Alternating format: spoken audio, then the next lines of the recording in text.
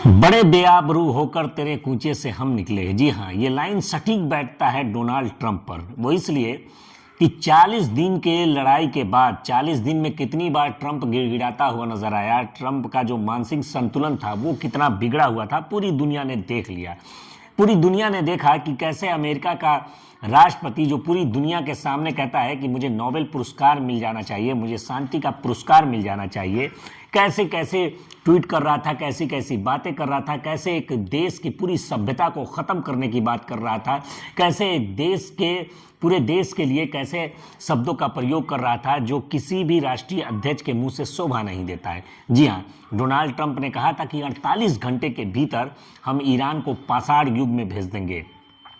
48 घंटे के भीतर अगर ईरान हमारी बातों को नहीं एक्सेप्ट करता है, जल डमरू मध्य हॉर्मुज को नहीं खोलता है, तो हम ईरान को तबाह बर्बाद कर देंगे। ईरान के पावर प्लांट पर हमला करेंगे, ईरान के ब्रिजेस पे हमला करेंगे। और जब सभ्यता ख़त्म करने की बात की, उसके बाद से क्या था कि पूरी दुनिया इस टाइमलाइन, इस डेडलाइन पर टिकी हुई थी। सबकी निगाहें, सब ये देख रहे थे कि ट्रंप क्या करेंगे, ट्रंप क्या करेंगे।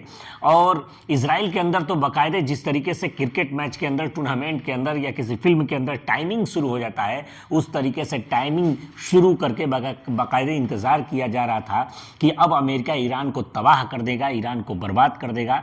लेकिन ईरान, वो ईरान जो तमाम देश उससे लड़ने की कोशिश किए, जिसका ज्योग्राफिकल स्ट्रक्चर इस तरीके से है कि जिसे फतह करना बड़ा मुश्किल काम है, जो लोगों की, तमाम मुल्कों की कब्रगाह बनती हुई नजर आती है, उस ईरान को हराना इतना आसान काम नहीं था।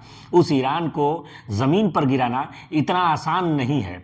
लेकिन जैसे ही ट्रंप ने ये अनाउंसमेंट किया, उसके बाद से जो ईरानियों का जज्बा था, वो जज्बा अगर आपको देखना है तो पहले इस बच्चे का जवाब सुनिए।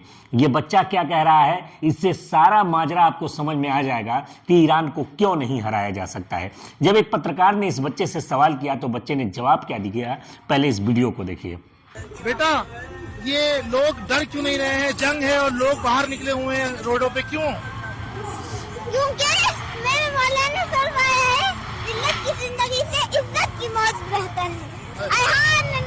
जब पत्रकार ने इस बच्चे से सवाल किया तो बच्चे ने जवाब दिया कि मौला अली ने कहा है कि जिल्लत की जिंदगी से बेहतर है कि इज्जत की मौत को एक्सेप्ट किया जाए। सोचिए जरा, अमेरिका के सामने घुटना टेकने के बजाय, अमेरिका के सामने सर झुकाने के बजाय, अमेरिका के तलवे चाटने के बजाय ईरान के सुप्रीम लीडर ने अपनी शहादत पेश कर दी। अमेरिका हमारे मुल्क को खत्म करने की बात कर रहा है, अमेरिका हमारे तारीख को खत्म करने की बात कर रहा है, अमेरिका हमारे मुल्क के अस्तित्व की खत्म करने की बात कर रहा है, तो कोई ईरानी घर में सो नहीं सकता।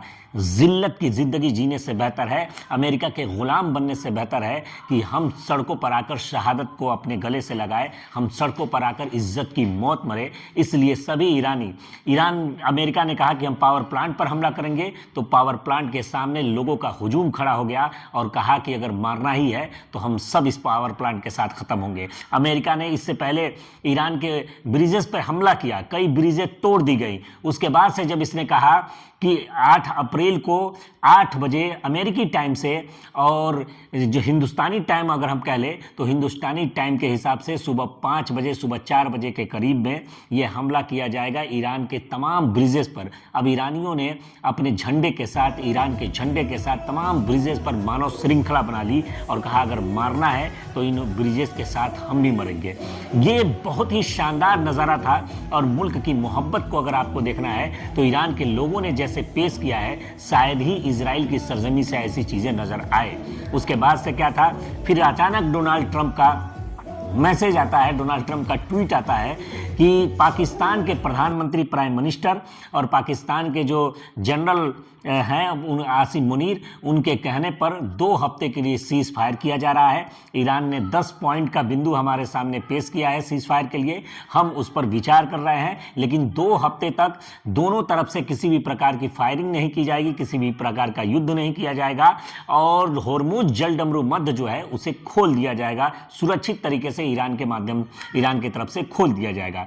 ये आने के बाद ईरान इसे अपनी जीत की तौर पर पेश कर रहा है और पूरी दुनिया इसे ईरान की जीत के तौर पर देख रही है। क्यों देख रही है? वो इसलिए कि ईरान की सड़कों पर आप देखेंगे तो लोग जश्न मना रहे हैं, ईरानी झंडों के साथ अपने फतह का परचम लहराए हैं। लेकिन आप अमेरिका की सड़कों पर जाएंगे तो अमेरिका की मीडिया, अमेरिका के तमाम बड़े बड़े चैनल इस समय ट्रंप की इस पॉलिसी की बखिया उधेड़ रहे हैं, ट्रंप की आलोचना कर रहे हैं और इसे ट्रंप की हार बता रहे हैं।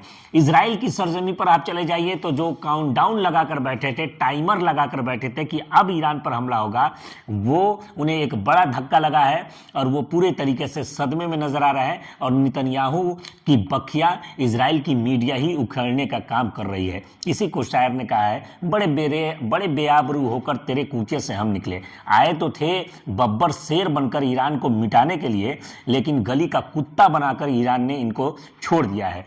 तो इस तरीके से इस पूरे 39 दिनों की लड़ाई में ईरान ने अपना लोहा मनवा दिया।